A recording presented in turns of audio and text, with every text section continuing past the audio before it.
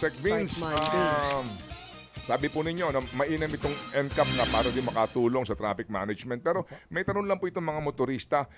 Gaano ba talaga kahanda ang implementasyon at yung pong sinasabi ng iba na nung nagdaan po, kasi sa EDSA, alam po naman natin na yung mga enforcers nila napakahilig manghuli ng mga swerving, di ba?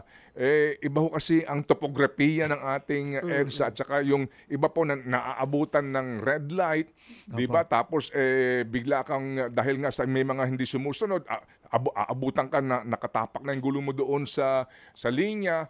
Sinasabi nila ito'y magbubunga ng napakaraming reklamo kung ang mga taga-MMDA, yung mga susuri nitong itong mag-identify ng violator, hindi naman talaga well-trained o meron ding intensyon na alam nyo na ibig kong sabihin. Opo.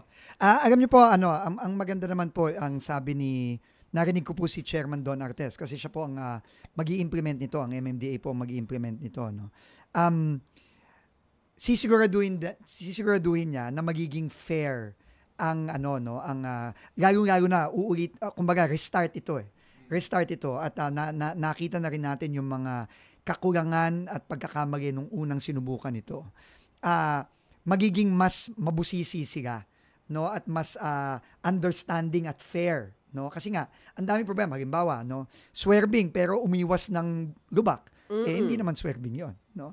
So, kasi umiwas ng lubak alam naman natin kaya nga tayo nag-EDSA rebuild kasi ang daming lubak sa EDSA no. So, yung contest policy ng MMDA ay mas magiging madali, no, at mas magiging fair at reasonable ang MMDA. Lalo na dito sa mga unang mga pagkakataon na i-implement ulit itong NCAP, no. So, naiintindihan po at in-acknowledge po ni Chairman Don 'yon. So, ako naman po tingin ko tama naman po na enforce na natin, gawin na natin, pero matuto tayo habang ini-enforce natin, no. Yun po ang approach ni Chairman Don, which I think tama naman po yung approach na yun.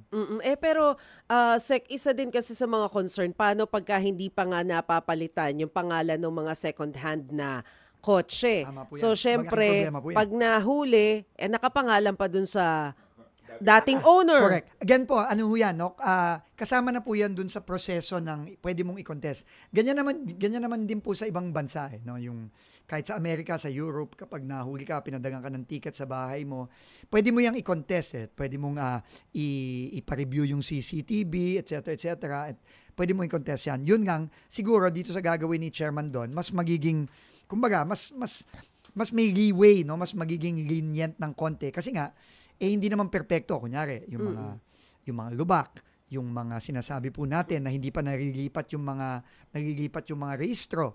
So, yung mga ganyan po, kasama po yan dito sa proseso natin.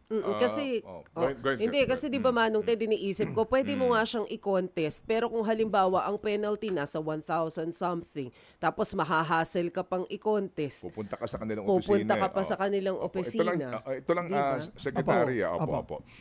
Kami po dito kahapon pa ay hinahanap sa website ng MMDA, ano ba yung mga violations na sakop ng NCAP?